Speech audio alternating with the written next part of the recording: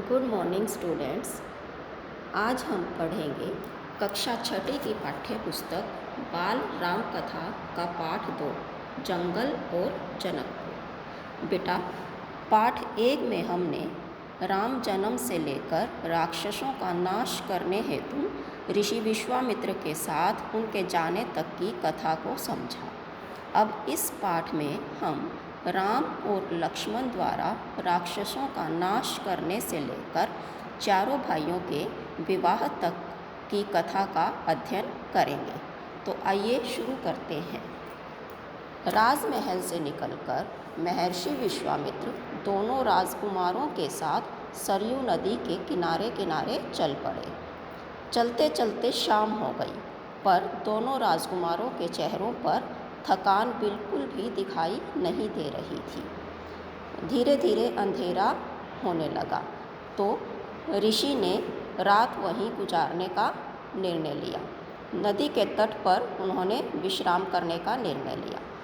तो ऋषि विश्वामित्र ने राम और लक्ष्मण दोनों भाइयों को 2 ऐसी विद्याएं सिखाई जिन्हें सीखने के बाद कोई उन पर रात के समय भी प्रहार नहीं कर सकता था। इन विद्याओं का नाम था बला अति बला। इन दोनों विद्याओं को सीखने के बाद वे लोग वहीं पर सो गए। सुबह होने पर उन्होंने फिर से अपनी यात्रा शुरू की और वे चलते चलते ऐसे स्थान पर पहुंच गए जहां 2 नदियां आपस में मिलती थीं। उन नदियों का नाम था सरयू और गंगा नदी। अब राम और लक्ष्मण महर्षि की बातों को ध्यान से सुनते हुए उनके साथ साथ चल रहे थे।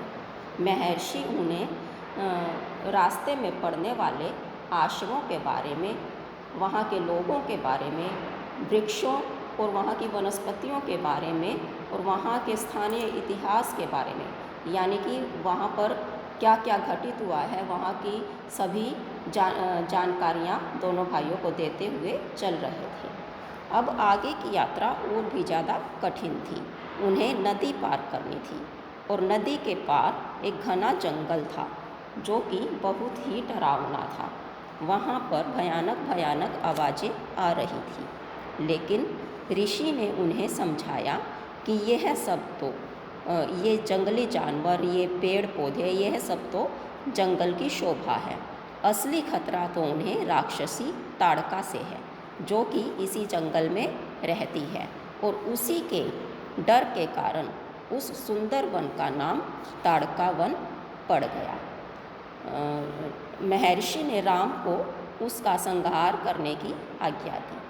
राम ने तुरंत उनकी आज्ञा को स्वीकार कर लिया और धनुष की टंकार की आवाज़ सुनते ही ताड़का क्रोधित होकर आ गई। सारे जंगल में मानो तूफान सा आ गया। फिर राम ने उन पर ऐसा निशाना साधा कि वह वहीं पर ढेर होकर गिर गई, मतलब उसके प्राण निकल गए। इससे विश्वामित्र बहुत प्रसन्न हुए और उन्होंने राजकुमारों को गले लगा लिया और साथ ही दोनों राजकुमारों को यानी राम और लक्ष्मण को 100 तरह के नए अस्त्र और शस्त्र दिए और उनका प्रयोग करने की विधि भी बताई। अब ताड़का मर चुकी थी, जिससे कि पूरा वन भय से मुक्त हो गया था।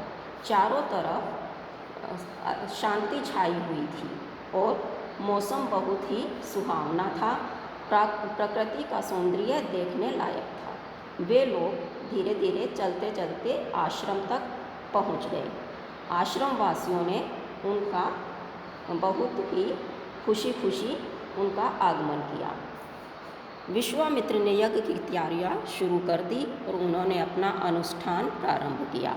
बेटा, अनुष्ठान कहते हैं कोई भी धार्मिक कार्य, मंत्रों के द्वारा कोई धार्मिक कार्य शुरू किया जाना, तो उसे अनुष्ठान कहते हैं। अपने अनुष्ठान की रक्षा का भार राम और लक्ष्मण को सौंपकर महर्षि ने अपना यज्ञ आरंभ कर दिया। 5 दिन तक तो सब कुछ ठीक ठाक चलता रहा, लेकिन अनुष्ठान के अंतिम दिन अचानक से आसमान भयानक आवाज़ों से घिर गया। सुबाहु और मारीच नाम के दो राक्षसों ने अपने दल बल के साथ आश्रम पर धावा बोल दिया। ये दोनों ताड़का के ही पुत्र थे। राम ने अपना धनुष उठाया और मारीच को निशाना बनाया। मारीच उस बाण की गति से बहुत दूर जाकर गिरा और वह बेहोश हो गया, लेकिन वह जिंदा बच गया और होश आने पर दक्षिण दिशा यानी लंका नगरी की तरफ भाग गया। उन्होंने अपने दूसरे तीर से सुबाहु को निशाना बनाया और सुबाहु वहीं पर ढेर हो गया अर्थात मर गया। अन्य राक्षस कुछ अपनी जान बचाकर भाग खड़े हुए और कुछ को लक्ष्मण के तीरों ने मार दिया। इस प्रकार से राम और लक्ष्मण ने यज्ञ की रक्षा की और महर्षि का यज्ञ बिना किसी विघ्न के समाप्त हो गया। इसके बाद महर्षि ने राम को खुशी से गले लगा लिया। फिर राम ने पूछा कि आगे उनके लिए क्या आज्ञा है, तो महर्षि ने वहाँ से उन्हें मिथिला जाने के लिए कहा। उन्होंने बताया कि मिथिला के राजा जनक ने अपनी बेटी सीता का स्वयंवर रखा है, तो हम लोग भी वहाँ जाएंगे। अगले दिन सुबह विश्वामित्र जी राम और लक्ष्मण के साथ मिथिला की ओर प्रस्थान करते हैं। मिथिला पहुँचने पर राजा जनक ने उनका भव्य स्वागत किया और पूछा कि ये दो सुंदर राजकुमार कौन हैं। फिर महर्षि विश्वामित्र ने राम और लक्ष्मण का परिचय करवाया। इसके बाद राजा जनक ने उनके ठहरने का इंतजाम किया और अगले दिन शिव धनुष को यज्ञशाला में लाया गया। महाराज जनक ने यह प्रतिज्ञा की थी कि जो भी राजकुमार इस शिव धनुष पर प्रत्यंचा चढ़ा देगा वे अपनी बेटी सीता का विवाह उसी के साथ कर देंगे। लेकिन वे उस धनुष पर प्रत्यंचा चढ़ाना कोई आसान कार्य नहीं था। वह धनुष इतना भारी था कि उसे 8 पहियों वाली पेटी में रखकर लाया गया था। उसे उठाना तो दूर की बात, हिलाना तक भी एक असंभव या नामुमकिन कार्य था। बहुत से राजकुमारों ने इसके लिए प्रयत्न किया, लेकिन सभी असफल रहे। आखिर में महर्षि विश्वामित्र ने राम की तरफ इशारा करते हुए उन्हें यह धनुष उठाने की आज्ञा दी। राम ने गुरु को प्रणाम किया और धनुष को बहुत ही आसानी से उठा लिया। धनुष उठाने के बाद जैसे ही उन्होंने प्रत्यंचा चढ़ाने के लिए धनुष को थोड़ा सा मोड़ा, उसी समय धनुष 2 टुकड़े होकर टूट गया।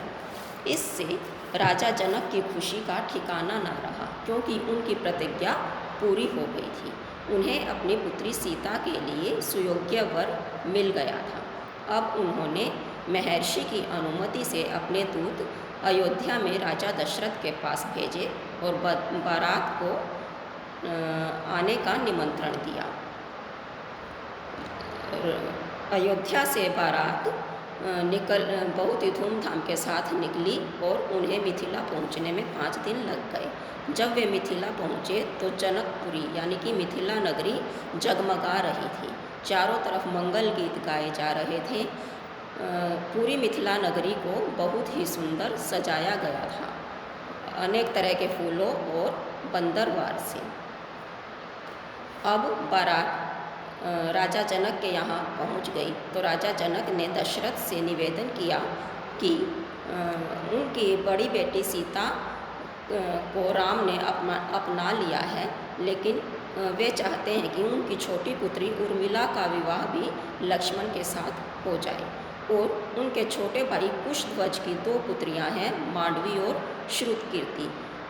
वे चाहते हैं कि मांडवी का विवाह भरत के साथ और श्रुतकीर्ति का विवाह शत्रुघ्न के साथ कर दिया जाए। राजा दशरथ ने उनका यह प्रस्ताव खुशी खुशी स्वीकार कर लिया और चारों भाइयों का विवाह राजा जनक की पुत्री सीता उर्मिला और उनके भाई कुशध्वज की पुत्रियां मांडवी और श्रुतकीर्ति के साथ बड़े ही हर्षोल्लास के साथ कर दिया गया। इस प्रकार से चारों भाइयों का विवाह संपन्न हुआ और वे बारात सहित अयोध्या नगरी में लौट आए। अयोध्या में स्त्रियों ने फूल बरसाए, उनकी आरती उतारी और शंख ध्वनि के साथ गलियां गूंज उठी। इस प्रकार से यह आनंद का उत्सव लगातार कई दिनों तक चलता रहा। तो बेटा इस पाठ में हमने पढ़ा कि राजा दशरथ के चारों पुत्रों का विवाह मिथिला की चारों राजकुमारियों के साथ हो जाता है। धन्यवाद।